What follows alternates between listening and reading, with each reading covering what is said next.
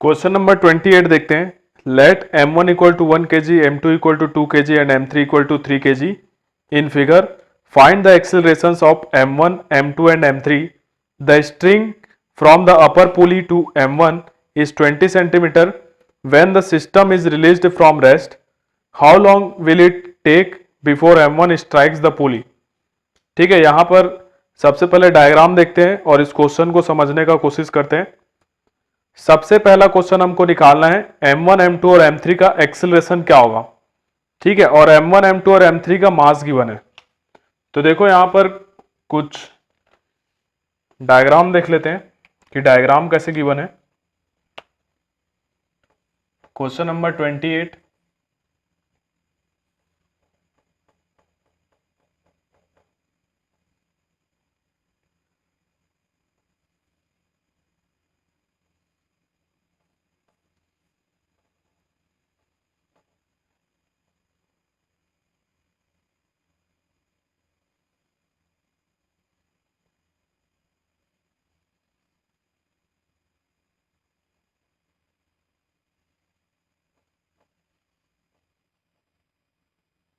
ठीक है, m1, m2 और m3 का हमको एक्सेलरेशन निकालना है।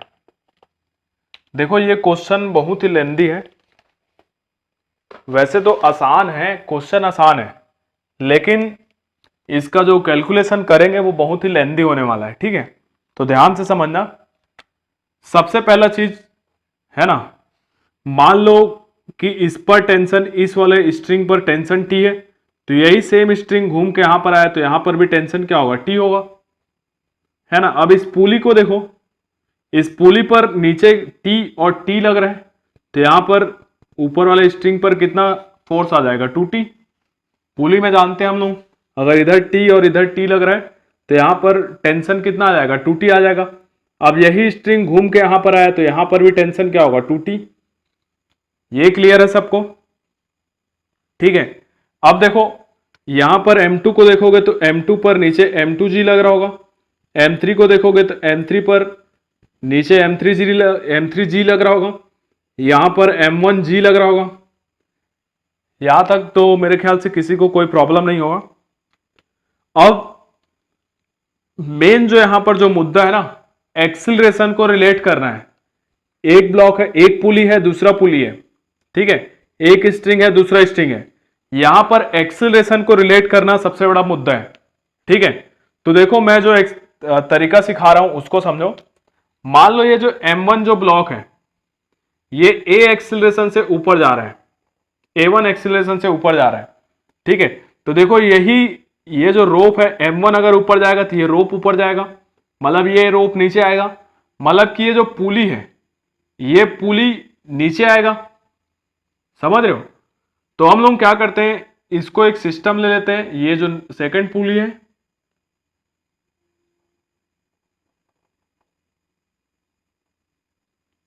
और ये जो सेकंड पुली है, अगर a1 एक्सिलरेशन से ये ब्लॉक m1 अगर ऊपर जाएगा तो ये पूरा सिस्टम जो मैंने पूरा ये डॉटेड लाइन से दिखाया है, ये पूरा का पूरा सिस्टम a1 एक्सिलरेशन से नीचे आएगा। क्लियर है यहां तक? है ना। अब ये आपको समझ में आ गया, है ना। अब इसको ऐसे समझ लो, इसके पहले मैंने एक क्वेश्चन कराया वहां, उसको आप जरूर देखेंगे। इस टाइप का एक क्वेश्चन है जहां पर इस टाइप का सिस्टम है, ये केवल है ना, इसको भूल जाओ, ये केवल एक एलिवेटर के अंदर है। तो ये जस्ट लाइक क्या हो गया कि ये जो सिस्टम है ये अंदर वाला, ये एक एलिवेटर के अंदर है और एलिवेटर जो है नीचे जा रहा है a1 एक्सिलरेशन से। ऐसे आप इसको समझ सकते हो। ठीक है, तो ये पूरा का पूरा चीज m2 और m3 ये दोनों मास कैसे हो जाएंगे, एक एक्सिलरेटेड फ्रेम में है ये दोनों मास m2 और m3। क्लियर है? तो मैं इसको जो है स्यूडो फोर्स के कॉन्सेप्ट से बता रहा हूं। ठीक है, तो इस डायग्राम को यहां पर अलग से बना लेते हैं।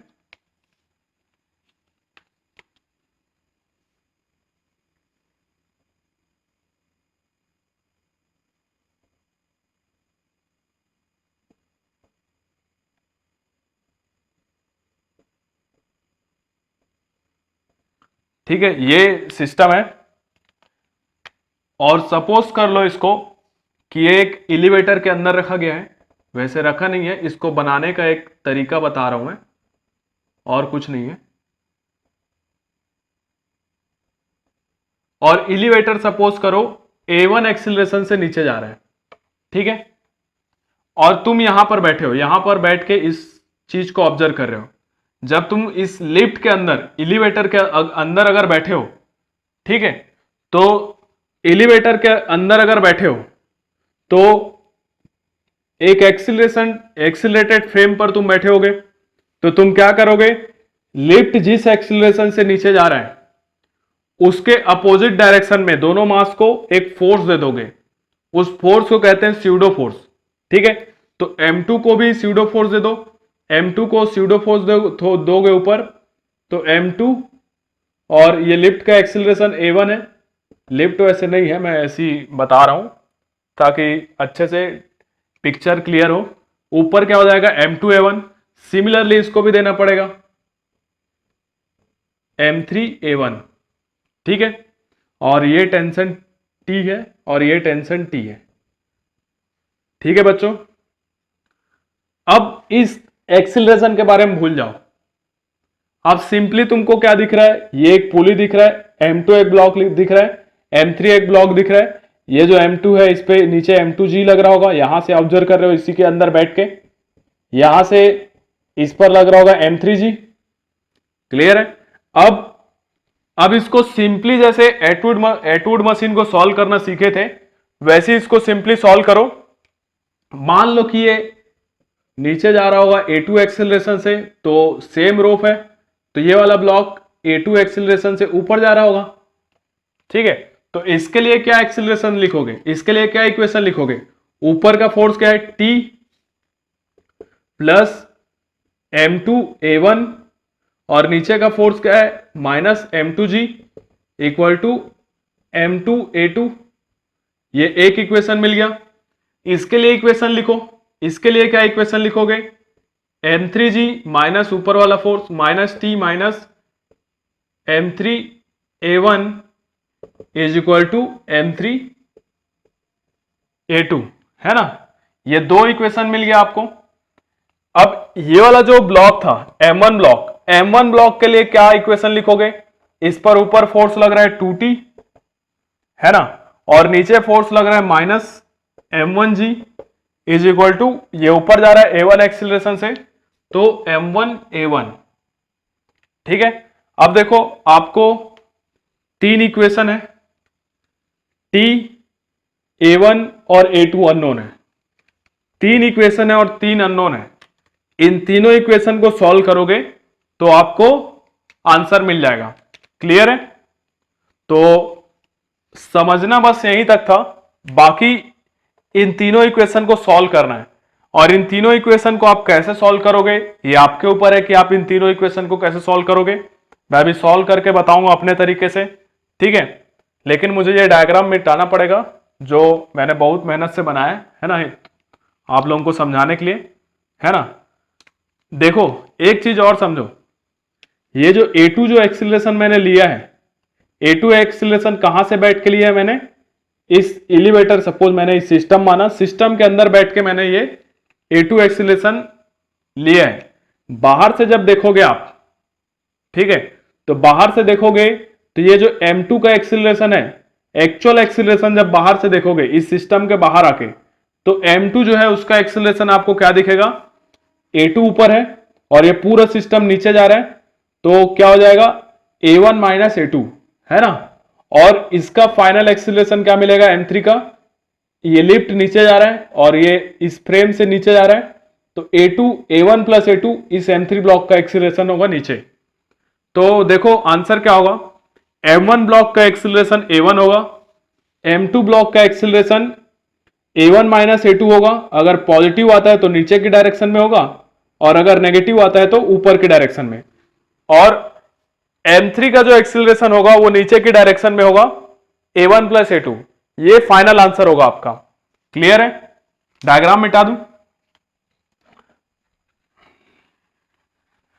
इस इक्वेशन को सॉल्व करते हैं, इन तीनों इक्वेशन को, जगह चाहिए होगा इन तीनों इक्वेशन को सॉल्व करने के लिए। बहुत लंबा सवाल है, समझने वाला पोर्शन बस वहीं से था, क्योंकि उसी को समझ के हमको ये 3 इक्वेशन लिखना था, बाकी तो कैलकुलेशन है। ठीक है, देखो मैं क्या करता हूं, ये इक्वेशन 1 है, इक्वेशन 2 है और इक्वेशन 3 है। सबसे पहले इक्वेशन 1 और इक्वेशन 2 को जोड़ दो। इक्वेशन 1 और इक्वेशन 2 को जोड़ोगे तो t से t कैंसिल हो जाएगा और जो बच रहा है उसको लिख दो ताकि गलत मत हो, है ना। m2a1 माइनस m2g और यहां से प्लस m3g माइनस m3a1 और राइट साइड में m2a2 प्लस m3a2। क्लियर है यहां तक? देखो कुछ कुछ कॉमन आ रहा है क्या? यहां से देखो a1 वाला टर्म है, ये a1 वाला टर्म है, तो m2 माइनस m3a1 और यहां से देखो g वाला टर्म है, तो plus m3 minus m2g equal to m2 plus m3a2। ये इक्वेशन मिल गया आपको। ठीक है, अब क्वेश्चन में m1 m2 और m3 का वैल्यू क्वेश्चन में दिया गया है। m1 दिया गया है 1 kg, m2 दिया गया है 2 kg और m3 गिवन है 3 kg। यहां पे पुट करो m2 माइनस m3, 2 माइनस 3 मतलब कि माइनस 1 kg, तो ये माइनस a1 आ जाएगा, plus m3 minus m2, 3 minus 2 मतलब कि 1 मतलब कि ये g आ जाएगा simply, is equal to m2 plus m3, 2 plus 3 5a2। ठीक है, इसको जमा के लिख देते हैं g minus a1 is equal to 5a2। ठीक है, एक और इक्वेशन मिल गया आपको, इसको नाम दे दो इक्वेशन नंबर 4। ठीक है, यहां पर लिख देता हूं इसको इसी के ऑर्डर में। तो आपको एक और इक्वेशन मिल गया g minus a1 equal to 5a2, equation number 4। Clear है? अब यहां से एक इक्वेशन मिल गया। ठीक, और हम लोग क्या कर सकते हैं, देखो एक काम और कर सकते हैं, यहां से t का वैल्यू निकाल लो और इस t के वैल्यू को इक्वेशन नंबर 3 में पुट कर दो। ऐसा करोगे तो आपको एक और इक्वेशन मिलेगा। ठीक है, देखो इस इक्वेशन में मैं यहां से t का वैल्यू इसमें पुट कर रहा हूं, यहां से t का वैल्यू क्या आएगा, इस टर्म को उधर भेज दो, तो देखो t का वैल्यू क्या मिलेगा, t is equal to m2a2 is equal to plus, इसको उधर भेजोगे तो उधर जाके प्लस हो जाएगा m2g और इसको उधर भेजोगे तो ये हो जाएगा माइनस m2a1। क्लियर है? तो t का वैल्यू आया ये पूरा चीज। अब इस t के वैल्यू को मैं बोल रहा हूं इक्वेशन नंबर 3 में पुट करो। ठीक है, तो देखो इक्वेशन नंबर 3 में क्या है, 2t है, तो 2 इंटू टी की जगह ये पूरा term m2a2 plus m2g minus m2a1, ये पूरा t की जगह माइनस m1g, ये इसमें है इक्वेशन नंबर 3 में, ये इक्वल टू मिलेगा आपको m1a1 के।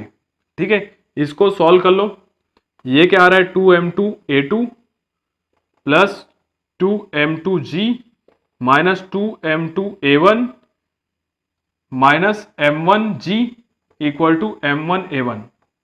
क्लियर है? यहां से a2 वाला एक ही टर्म है और a1 वाला उधर एक टर्म है, a1 को उधर भेज दो, g को यहीं पे रहने दो, तो ये मिलेगा 2m2a2 प्लस 2m2, ये 2m2 और यहां से माइनस m1g इक्वल टू इस टर्म को उधर भेज दो, उधर भेजोगे तो m1 और ये उधर जाके प्लस हो जाएगा तो 2m2 और इंटू a। ठीक है, ये कहानी मिला। अब इस कहानी में आपको पुट करना है m1 और m2 का वैल्यू, तो देखो क्या आएगा, m1 और m2 का वैल्यू पुट करेंगे तो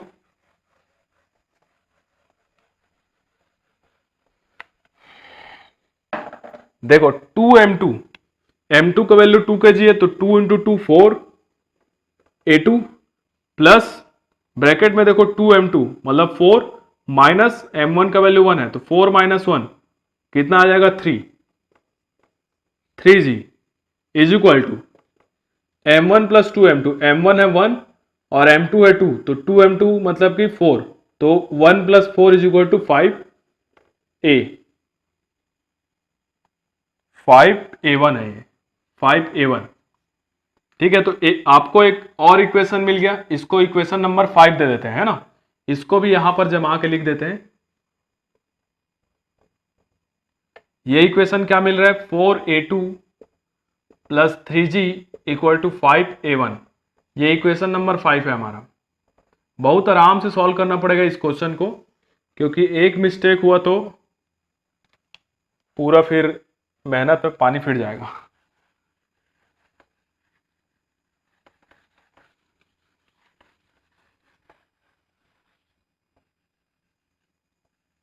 ठीक है, हमारे पास कितना इक्वेशन आ गया, 5 इक्वेशन आ गया।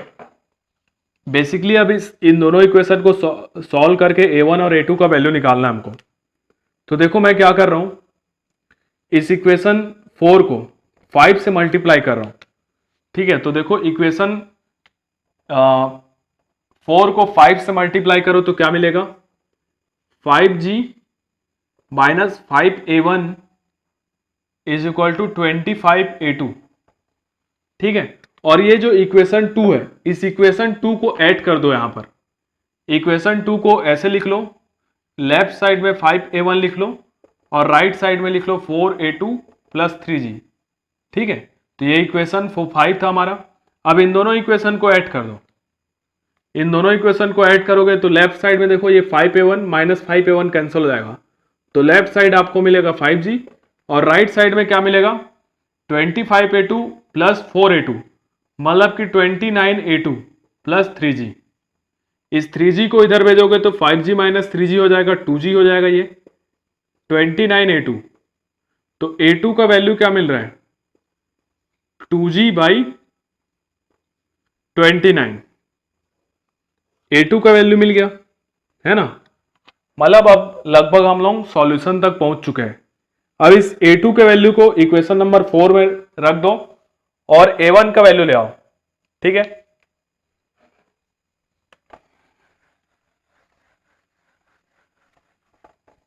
देखो है ना, इस a2 के वैल्यू को मैं इक्वेशन 4 में पुट कर रहा हूं। Putting value of a2 on equation number 4। तो देखो यहां पे g minus a1 is equal to 5, a2 की जगह 2g बाई 29। तो ये क्या हो जाएगा g minus a1 equal to 10g by 29। अब इस टर्म को इधर ले आओ, a1 को उधर भेज दो तो ये मिल जाएगा g minus 10g by 29 is equal to a1। तो इसको सॉल्व करोगे तो a1 का वैल्यू मिल जाएगा। ठीक है, इस a2 का वैल्यू को इधर लिख देते हैं हम लोग, यह भी काम आएगा, बहुत इंपॉर्टेंट है। ये a2 का वैल्यू है। देखो इसको सॉल्व करोगे एलसीएम आएगा 29, इधर आएगा 29g minus 10g is equal to a1। 29 में से 10 माइनस करोगे तो आएगा 19g upon 29 is equal to a1। तो a1 का वैल्यू आ गया 19g बाई 29 और a2 का वैल्यू मिल गया 2g बाई 29। क्लियर है, तो बस क्या अब आंसर आने वाला है। इतना मेहनत किए तो आंसर तो आएगा ही। देखो है ना, जो मास m था m1 था उसका एक्सिलरेशन तो ये हो जाएगा a1 19g बाई 29, इसका डायरेक्शन क्या होगा अपवर्ड। ठीक है, और जो सेकंड मास था m2 मास है ना, m2 मास और इधर था m3 मास, यहां पर था पुली। ठीक है, तो देखो क्या था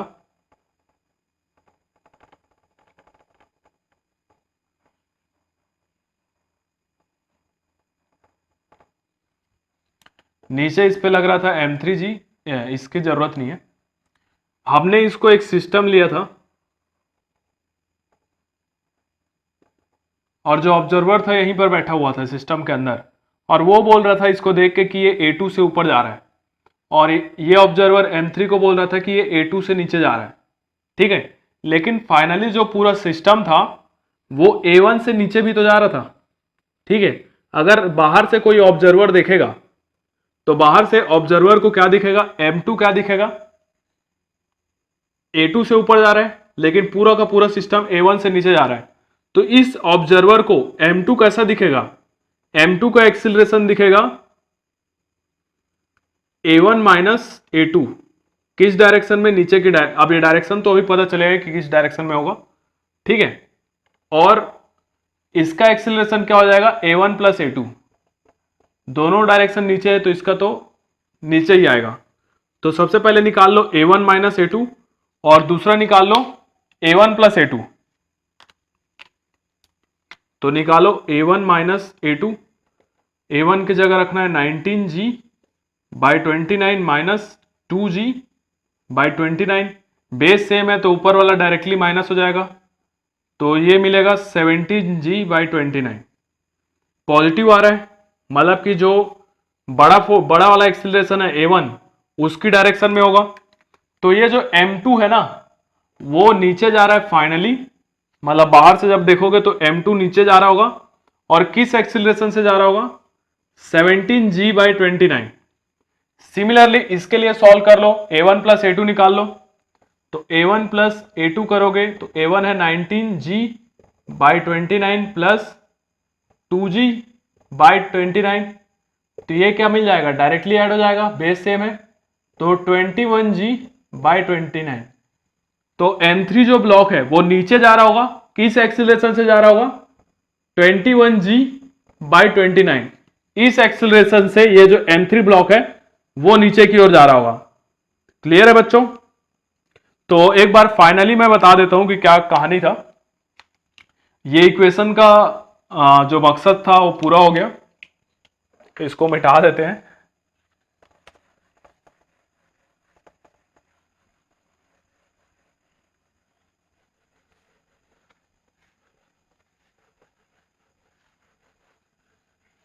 हमको फाइनली A1 A2 मतलब एक्सिलरेशन निकालना था M1 M2 और M3 का।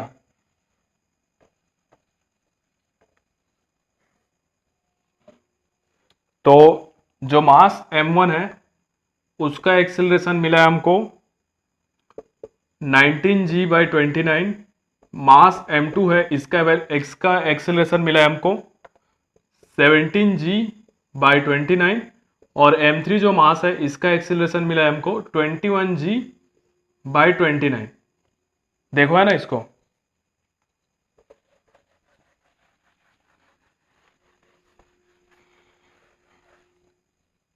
हमारे पास ये डायग्राम था क्वेश्चन में।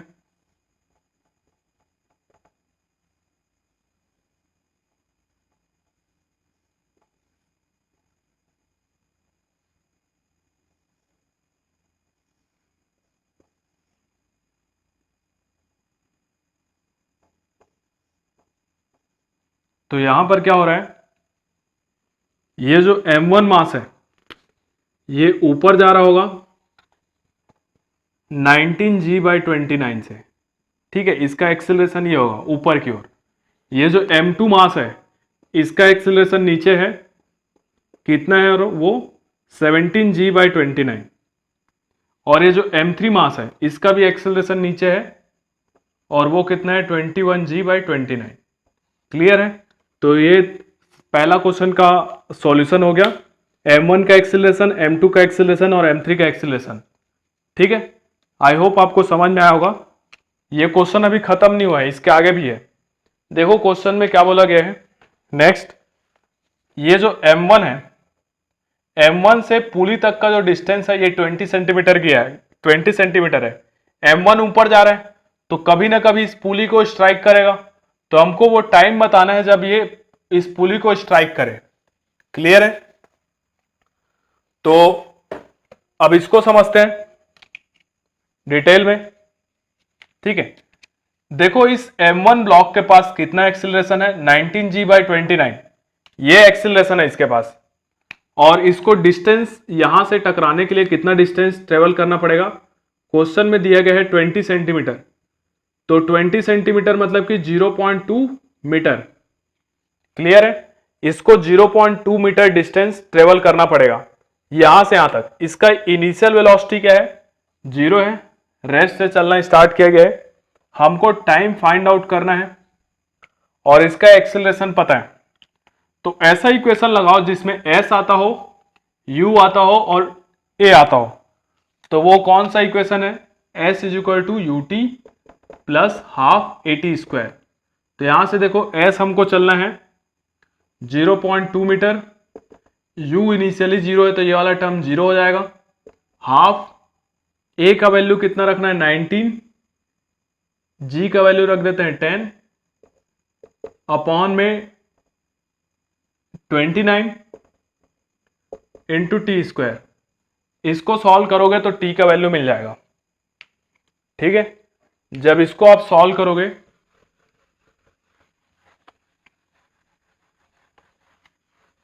तो देखो t² = क्या मिल रहा है,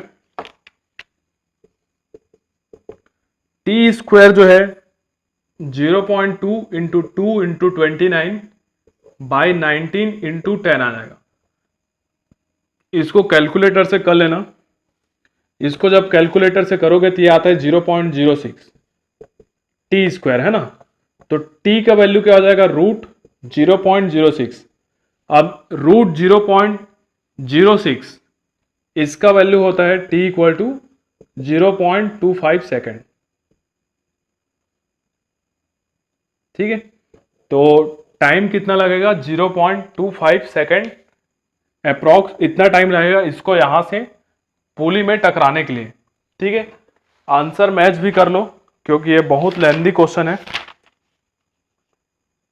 ये सही आया है, m1 का ब्लॉक, m1 मास का ब्लॉक एक्सिलरेशन 19g/29 ये भी सही है, फिर 17g/29 ये भी सही है, 21g/29 ये भी सही है। तो आई होप बच्चों ये क्वेश्चन आपको समझ में आया होगा। थोड़ा सा लेंथी जरूर है लेकिन कॉन्सेप्ट को अगर आप पकड़ोगे तो ये क्वेश्चन भी बहुत आसान है।